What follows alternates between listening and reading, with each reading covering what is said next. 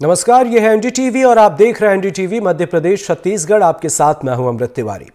सबसे पहले बात करेंगे छत्तीसगढ़ के झीरम घाटी हमले की, जहां इस मामले में सुप्रीम कोर्ट ने मंगलवार को बड़ा फैसला सुनाया है। फैसले के मुताबिक मामले में अब छत्तीसगढ़ पुलिस झीरम घाटी हमले की जांच कर सकेगी।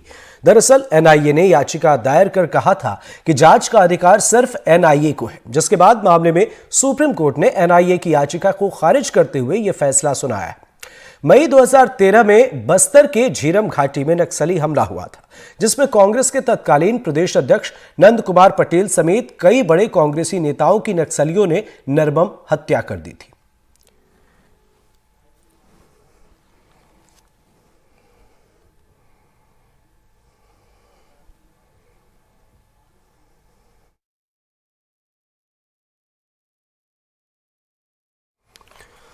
तो ये तस्वीरें कुछ दिन पहले की हैं, पर अब भी जो निशान है वो यहां पर मौजूद है। बड़ा सवाल तो यही है कि आज से कई साल बीत चुके हैं, इस मामले में सियासत और काफी चीजें हुई, लेकिन अब भी उस हादसे के, अब भी उस वारदात के निशान यहां पर मौजूद हैं, जिस पर एनडीटीवी ने कई जानकारियां भी इकट्ठा की हैं और कई सवाल हमारे साथ इस वक्त हैं।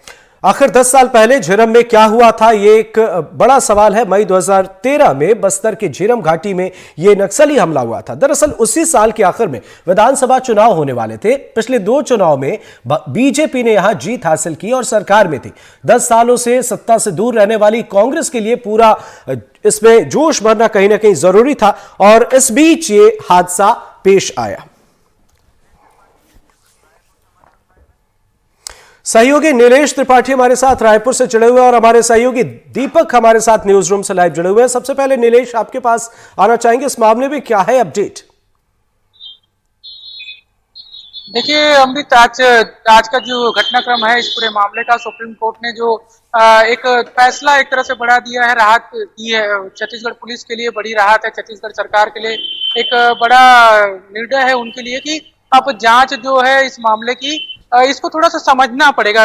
अमृत, जो चर्चाएं चल रही हैं उससे थोड़ी सी इधर अगर थोड़ा विस्तार में जाएं तो देखिए 23 मई 2013 की जो घटना है वो जो भी थोड़े बहुत जानकारी रखते हैं उनके लिए, सबके लिए आसानी से उपलब्ध जानकारियां हैं कि 23 मई 2013 को एक नक्सल घटना हुई।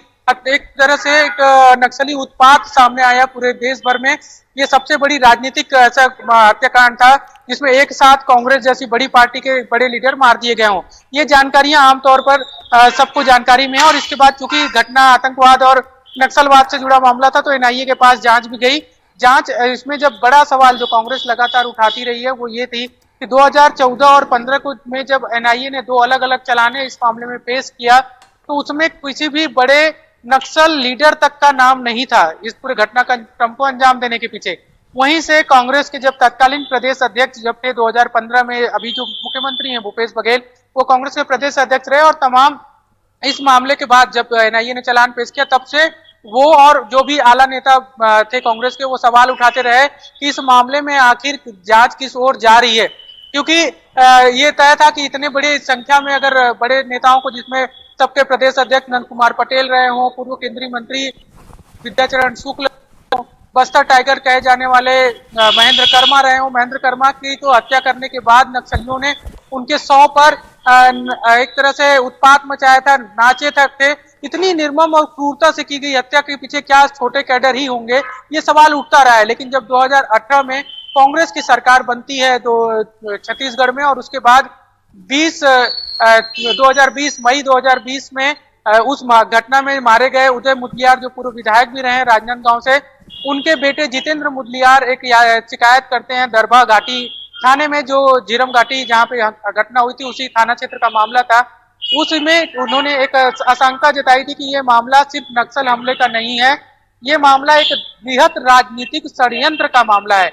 ये जो शब्द जुड़ जाता है बृहत राजनीतिक षड्यंत्र, यही शब्द, यही जांच जो है वो अलग करता है 2013 और ऐसे 2020 में जो जांच हुई थी उससे। और पुलिस जो है वो इस मामले में जांच के लिए आगे बढ़ती है कि क्या इसमें कोई राजनीतिक साजिश रची गई थी, क्या किसी राजनीतिक घटनाक्रम के तहत इस पूरे मामले को अंजाम दिया गया था। जब ये मामला शुरुआत हुई, दरभा घाटी में शिकायत पर जांच शुरू की गई छत्तीसगढ़ पुलिस की, तभी एनआईए की ओर से आपत्ति दर्ज कराई गई और कहा गया कि ये जांच का अधिकार लोकल पुलिस को नहीं है, क्योंकि आतंकवाद और नक्सलवाद से जुड़ा मामला, इसलिए इसमें जांच का अधिकार सिर्फ और सिर्फ एनआईए को है। मामला फिर उसके बाद जाता है हाई कोर्ट। हाई कोर्ट में भी एनआईए जो है उसको राहत नहीं मिलती है, और ये जो है मार्च 2022 में हाई कोर्ट ने इस पर एनआईए की याचिका दलील को खारिज कर दिया। उसके बाद एनआईए सुप्रीम कोर्ट चले जाता है, और आज जो ये फैसला आया है ये बेहद अहम है। इस मामले में भी अहम है कि क्या वाकई कोई राजनीतिक षड्यंत्र था या इसमें कोई राजनीतिक साजिश के तहत इसको अंजाम दिया गया था। अब चाहे तो छत्तीसगढ़ पुलिस जांच कर सकती है। ताजा अपडेट यही है कि जब सुप्रीम कोर्ट का फैसला आता है उसके बाद चाहे मुख्यमंत्री भूपेश बघेल हो, उनका तुरंत ही एक्स पर एक बयान आता है जिसमें वो कहते हैं कि अब तक भले इस मामले में एक जांच आयोग, न्यायिक जांच आयोग की जांच हो या एनआईए की हो, वो राजनीतिक षड्यंत्र के मामले पर उसने कोई काम नहीं किया, कोई जांच नहीं की। अब उम्मीद जताई जा रही है कि होगा। लेकिन दूसरी ओर बीजेपी की ओर से खुद भूपेश बघेल को घेरने की कोशिश की जा रही है। प्रदेश अध्यक्ष अरुण साह हो या पूर्व मुख्यमंत्री डॉक्टर रमन सिंह, उनके बयान ये आते हैं कि अब तक भूपेश बघेल ये कहते रहे हैं कि उसके सबूत, झीरम घाटी हमले के सबूत उनके जेब में है। अब चूंकि सुप्रीम कोर्ट का फैसला आ गया है तो अब वो सबूत लोगों के सामने पेश कर दें। अब ये सोचने की कोशिश है कि क्या भूपेश बघेल किसी को बचाने की कोशिश कर रहे हैं। तो ये सारी चीजें जो है ये आज बिल्कुल बिल्कुल। तो कहीं ना कहीं नीलेश इस मामले में अब आरोप प्रत्यारोप के दौर की अभी और भी तस्वीरें आने वाली है नजर। आपके पास लौटेंगे थोड़ी देर में। दीपक हमारे सहयोगी न्यूज रूम से हमारे साथ जुड़े हुए। दीपक, सुप्रीम कोर्ट ने एनआईए की याचिका को खारिज कर दिया, इससे कितना फर्क पड़ता हुआ नजर आ रहा है इस पूरे मामले में? देखिए, जो सवाल आप पूछ रहे हैं अमृत, आपको बता दूं, राजनीतिक तौर पर यह कहना गलत नहीं होगा कि आज सुप्रीम कोर्ट ने जो फैसला सुनाया है, एनआईए की याचिका को खारिज किया है, कांग्रेस के लिए इसे बड़ी राहत माना जाएगा। राहत इसलिए माना जाएगा क्योंकि यही कांग्रेस पार्टी जब साल 2018 में आई थी सत्ता में, जब मुख्यमंत्री भूपेश बघेल पीसीसी चीफ हुआ करते थे, काफी लड़ाइयां उन्होंने लड़ी है। हमेशा झीरम घाटी को लेकर भूपेश बघेल व्यक्तिगत तौर पर जब मुख्यमंत्री नहीं बने थे, वो ये कहते आए कि इसके पीछे एक राजनीतिक षड्यंत्र है, राजनीतिक षड्यंत्र है, बीजेपी का भी इसमें हाथ है। कई बार उन्होंने हमला बोला। लेकिन मैं एक बार फिर इतिहास के उन पन्नों पर आपको ले जाना चाहूंगा। आजाद जब भारत नहीं हुआ था, आपको याद होगा किस तरह अंग्रेज भारतीयों पर जुल्म करते थे। और छत्तीसगढ़ में 2013 में क्या हुआ था, ये तो हमारे सहयोगी नीलेश ने बताया। लेकिन ये नहीं भूलना चाहिए, छत्तीसगढ़ का राज्य का गठन साल 2000 में हुआ। 2003 में पहली बार चुनाव हुए, बीजेपी सत्ता में आई। 2008 में फिर चुनाव हुए, दूसरी बार बीजेपी सत्ता में आई। 10 साल का सूखा कांग्रेस के लिए था। जब 2013 के चुनाव होने थे तो कांग्रेस ने सोचा कि हम एक परिवर्तन यात्रा निकालते हैं। उस वक्त पीसीसी चीफ, जैसा नीलेश ने भी बताया, उस वक्त पीसीसी चीफ नंद कुमार पटेल थे, केंद्रीय मंत्री थे सीतासरण शुक्ल, महेंद्र कर्मा जिन्हें बस्तर टाइगर के नाम से जाना जाता है। 25 गाड़ियों में 200 से ज्यादा नेता कार्यकर्ता बस्तर के झीरम घाटी का जब सफर तय कर रहे थे। शाम 4 बजे का वो वक्त था जब झीरम घाटी में नक्सली छुपे हुए थे। उन्होंने उस वक्त पेड़ गिरा दिए, बड़े बड़े पेड़ गिराकर झीरम घाटी का जो मार्ग है, जहां से परिवर्तन यात्रा रैली निकल रही थी, उस पूरे मार्ग को बाधित कर दिया। और कई सारे नक्सली, नकाबपोश नक्सली हाथों में बंदूक लिए गोलियां चलाते हुए नजर आए। उन्होंने दन दनाते हुए गोलियां चलाना शुरू कर दी। पहाड़ से वो नीचे उतर आए। 2013 में उस वक्त ये जो हमला हुआ, 32 से ज्यादा नेता मारे गए। और उसके बाद जब नक्सली नीचे आए उतरकर पहाड़ों से, तो उन्होंने गाड़ियों की चेकिंग की, कौन नेता जिंदा है। अगर कोई नेता जिंदा पाया गया तो उसे अपने साथ उन्होंने बंधक बना लिया। और उसके बाद ये राजनीतिक षड्यंत्र पूरा शुरू हो गया। एसआईटी का तो गठन भूपेश बघेल ने 2018 में किया ही, लेकिन सबसे बड़ी बात यह है कि बीजेपी को लेकर जो हमला कांग्रेस बोलती आई है, ये बड़ी राहत है। मेरे पीछे जो आप तस्वीर इस वक्त देख रहे हैं, मैं दर्शकों को भी दिखाना चाहूंगा। ये झीरम घाटी शहीद स्मारक है और ये तमाम वो कांग्रेस के बड़े नेता है। देखिए, आप बस्तर टाइगर महेंद्र कर्मा नजर आ रहे हैं। ये तमाम वो 32 नेता हैं जो कांग्रेस के 2013 में झीरम घाटी में शहीद हो गए थे। ये जो आप तस्वीरें देख रहे हैं, ये एक वॉल है अमृत, और दर्शकों को बता दें, छत्तीसगढ़ के बस्तर में सरकार ने इसे झीरम घाटी शहीद स्मारक के तौर पर बनाया गया है। ये तभी जो नेता है, महेंद्र कर्मा नजर आ रहे हैं, सीतासरण शुक्ल नजर आ रहे हैं, दूसरी तरफ पीसीसी चीफ नंद कुमार पटेल नजर आ रहे हैं, उनके बेटे भी उस वक्त मौजूद थे, वो भी गाड़ी में सवार थे। ये तमाम वो नेता हैं जिनकी याद में, जिनके स्मारक के तौर पर एक सरकार ने शहीद स्मारक बनाया है, उनकी याद में। ये लोकतंत्र में बहुत बड़ा हमला था। राजनीतिक दृष्टि से जरूर इस पर सियासी बयानबाजी होती है, भूपेश बघेल हमलावर होते हैं, लेकिन आज के इस फैसले से अमृत एक बड़ी राहत कांग्रेस के पक्ष में इसे माना जाए। बिल्कुल बिल्कुल, हमारे साथ सहयोगी नीलेश भी जुड़े हुए। नीलेश, यहाँ दीपक ने कई जानकारियां दी, इससे पहले आपने भी जो सियासत है वो भी आपने समझा है, लेकिन एक बड़ा सवाल इस बीच है, कहीं ना कहीं चुनाव में बहुत ज्यादा फर्क तो नहीं पड़ता है, लेकिन अब एक अहम सवाल ये कि छत्तीसगढ़ पुलिस मामले की जांच करेगी, कितनी उम्मीद की जाए इंसाफ को लेकर? देखिए अमृत, इसमें कहीं दो राय नहीं है कि इसकी जांच किस ओर जाएगी, किस दिशा में जाएगी और कैसी होगी, ये बहुत कुछ तय होगा 3 दिसंबर को चुनाव परिणाम के बाद। अब चुनाव परिणाम में अगर अगर कांग्रेस की सरकार रिपीट करती है, फिर से सत्ता कांग्रेस के पास आती है, तब स्वाभाविक है कि जिस दिशा में भूपेश बघेल आरोप लगाते रहे हैं, या सिर्फ भूपेश बघेल नहीं, कांग्रेस के जो भी अन्य नेता हैं, बड़े आला नेता हैं, चाहे वो टीएस सिंहदेव हो, चाहे छत्तीसगढ़ कांग्रेस को छोड़ दें, केंद्रीय नेतृत्व की बात कर लें, उनके जो नेता हो जब भी छत्तीसगढ़ आते हो तो उसका जिक्र करते नहीं भूलते कि ये सिर्फ नक्सल हमला नहीं है, एक राजनीतिक षड्यंत्र हो सकता है। तो क्या उस पर आगे बढ़ते हैं, उस लाइन पर आगे बढ़ते हैं, ये तय होगा 3 दिसंबर को चुनाव परिणाम के बाद। लेकिन अगर मान लीजिए बीजेपी की सरकार बन जाती है, तो बीजेपी चूंकि जब ये घटना हुई थी तब सत्ता बीजेपी के पास ही थी, कुछ दिन बाद लोकसभा के चुनाव हुए 2014 में और फिर केंद्र में भी बीजेपी की सरकार बन गई। उसके बाद 2018 तक केंद्र और राज्य दोनों में ही बीजेपी की सरकार रही, और अगर मान लीजिए कि राजनीतिक षड्यंत्र की बात आ रही है, उस पर जांच नहीं हो पाई, तो क्या पुलिस उस एंगल पर जांच करेगी? और जांच करेगी तो क्या बीजेपी खुद ही कटघरे में खड़ी नजर नहीं आएगी? क्योंकि 2014-13 से 18 तक भी बीजेपी ने इस एंगल पर जांच क्यों नहीं करवाया? ये सारे सवाल बीजेपी को भी झेलने पड़ेंगे। तो ये दिशा किस ओर जाएगी, जांच किधर होगी, ये बहुत कुछ तय करेगा 3 दिसंबर को चुनाव परिणाम आने के बाद कि सरकार किसकी बनती है। जी अमृत। बिल्कुल नीलेश, ये तो तय है कि इस मामले में आरोप प्रत्यारोप अभी आगे भी होने वाले हैं, लेकिन एक अहम सवाल यहां खड़ा होता है। दीपक, आपसे जानना चाहेंगे, आरोप प्रत्यारोप इससे पहले भी जाहिर सी बात है हुए हैं, इससे पहले भी कई दफा इस मसले का जिक्र किया गया है, कई मर्तबा अलग अलग मामले को लेकर इसका जिक्र किया गया है, लेकिन अब तक के जो आंकड़े सामने आए हैं, अब तक की जो डिटेल्स है प्रशासन के पास, पुलिस के पास, या अब तक जो जानकारी इकट्ठा की गई है, या फिर हम बात करें उस जगह की जहां एनडीटीवी की टीम भी पहुंची है दीपक, वहां से हमने तस्वीरें इकट्ठा की है, क्या लगता है अभी चुनौती बड़ी है प्रशासन के सामने, या फिर यह मामला कहीं ना कहीं सियासत की भेंट भी चढ़ता हुआ नजर आने वाला?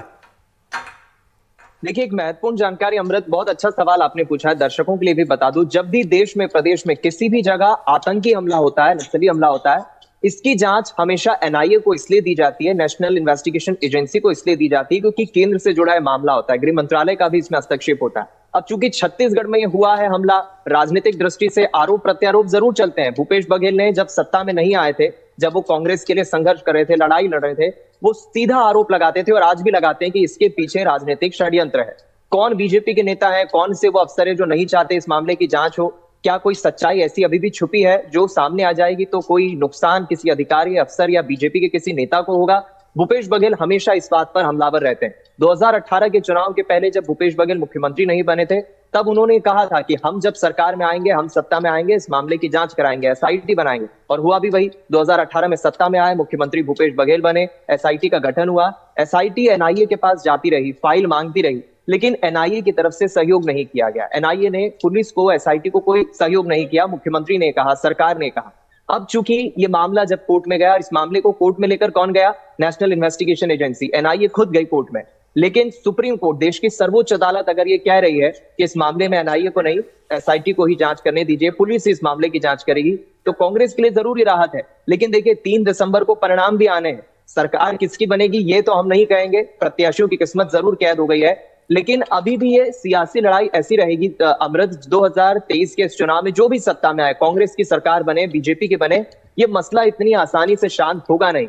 बीजेपी शुरू से कहती आई है कि हम सहयोग, हम कोऑपरेट करने को तैयार है, और कांग्रेस इस बात को हमेशा हमलावर रहती है कि बीजेपी नहीं चाहती है कि झीरम घाटी की सच्चाई सामने आए, क्योंकि अगर सच्चाई सामने आ गई तो कई नेता नकाब उनकी सच्चाई सामने आ जाएगी। कई ऐसे राज हैं जो छुपे हैं, जो कांग्रेस आरोप लगाती है।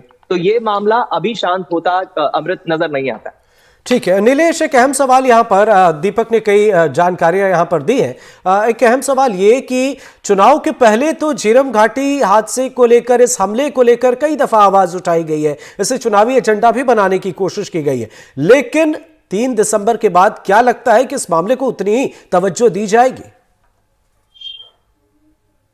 जी बिल्कुल अमृत, मैं इस पे जाऊं एक छोटा सा मैं इस पे अपडेट और कर दूं।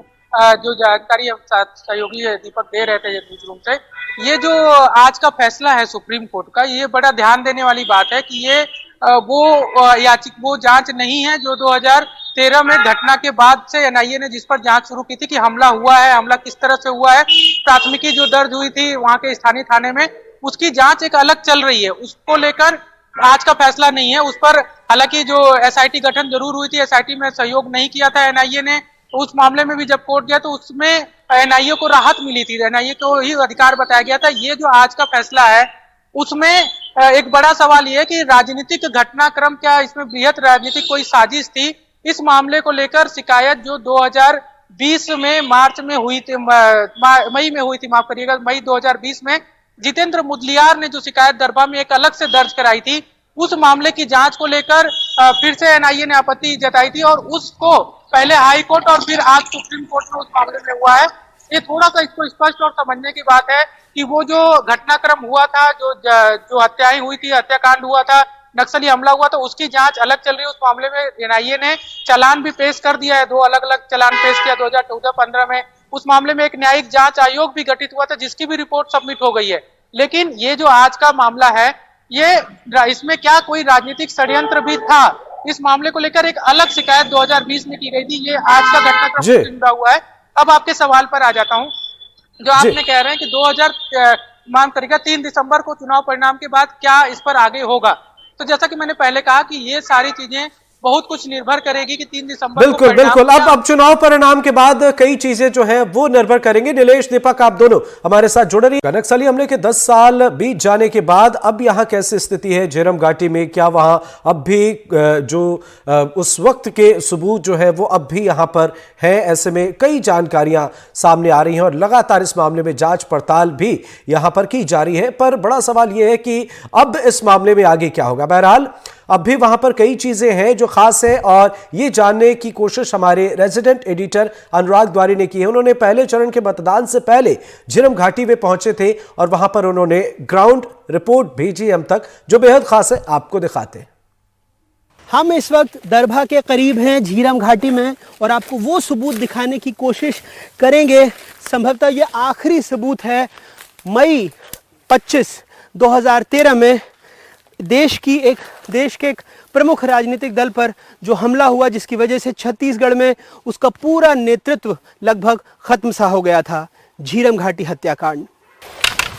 आप समझ सकते हैं वो धमाका कितना ताकतवर होगा, जिसकी वजह से लगभग 100 मीटर की दूरी है ये बोलेरो का लाल दरवाज़ा जो अब यहाँ पड़ा हुआ है। 10 साल हो चुके हैं, इसके बावजूद ये यहाँ पर पड़ा हुआ है। तो उस दिन जो धमाका हुआ होगा जिसमें 29 लोगों की मौत हुई थी, आप समझिए वो कितना भयानक हादसा था। 2018 में छत्तीसगढ़ में कांग्रेस की सरकार आ गई थी, लेकिन आप यहाँ देखेंगे कि जो निर्माण का वर्ष है 2023 है, 32 लाख रुपए बताया गया है और इसी साल बना है। इसके बावजूद आप निर्माण की क्वालिटी से ही सहज अंदाजा लगा सकते हैं क्या हुआ था। मैं अपने कैमरा सहयोगियों को कहूँगा कि इस झीरम घाटी शहीद स्मारक के अंदर आएँ और यहाँ पर देखिए कुछ तस्वीरें टंगी हुई हैं जिसमें पूर्व केंद्रीय मंत्री विद्याचरण शुक्ल हैं, उस वक्त जो विधायक थे उदय मुदलियार, नंद कुमार पटेल, उनके बेटे दिनेश पटेल, ये पीसीसी अध्यक्ष थे, महेंद्र कर्मा जिन्हें बस्तर टाइगर के नाम से जाना जाता है और कहते हैं कि यही नक्सलियों के सबसे बड़े निशाने पर थे। 50 गोलियां इन्हें मारी गई थी और इसके अलावा इनको कुल्हाड़ी से भी वार करके इनकी हत्या की गई थी। और कई और भी लोग हैं, शहीद योगेंद्र शर्मा, इसके अलावा कई आपको नाम दिखेंगे सुरक्षा कर्मियों के, जिनके तस्वीरें दिखेंगी जिनके नीचे कोई नाम नहीं है। भारतीय इतिहास, राजनीतिक इतिहास में ये सबसे बड़ी घटना थी, सबसे खूनी, रक्त रंजित, जिसमें एक साथ 29 लोगों की नक्सलियों ने हत्या कर दी थी। तो तस्वीरें रूह को कपा देती है। हमारे 3 सहयोगी हमारे साथ जुड़े हुए हैं। नीलेश हमारे साथ रायपुर से जुड़े हुए हैं और दीपक हमारे साथ न्यूज रूम से जुड़े हुए हैं। विकास तिवारी हमारे सहयोगी, वो भी हमारे साथ जुड़ गए। विकास, आपसे जानना चाहेंगे, देखिए झीरम घाटी हादसे को लेकर, इस हत्याकांड को लेकर तमाम चीजें चल रही हैं। इस बीच सुप्रीम कोर्ट का फैसला भी आया है, लेकिन सबसे बड़ा सवाल ये कि इंसाफ की आस अब भी बरकरार है।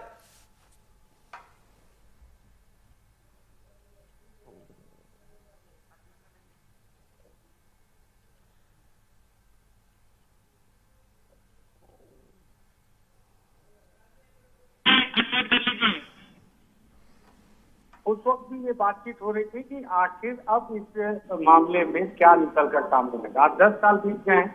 10 साल बीतने के बाद अब वहां पर वो बोलेरो का एक हिस्सा पड़ा हुआ है। क्या अगर छत्तीसगढ़ पुलिस इस मामले की जांच करती है तो क्या वाकई में उन अपराधियों तक पहुंच पाएगी? बीते दिनों जब 25 मई 2013 को जब 10वीं बरसी मनाई गई इस पूरे घटना की, तब मैंने जो बस्तर टाइगर है महेंद्र कर्मा, उनके जो पुत्र है छवित कर्मा, उनसे जब हमने बातचीत की थी तो उन्होंने ऑन कैमरा सीधे इस बात का आरोप लगाया था कि जो अभी फिलहाल में आबकारी मंत्री हैं कवासी लखमा, उनका नार्को टेस्ट होना चाहिए, उन पर भी उन्हें संदेह है। साथ ही साथ जो स्वर्गीय अजीत जोगी हैं उन पर उन्हें संदेह है।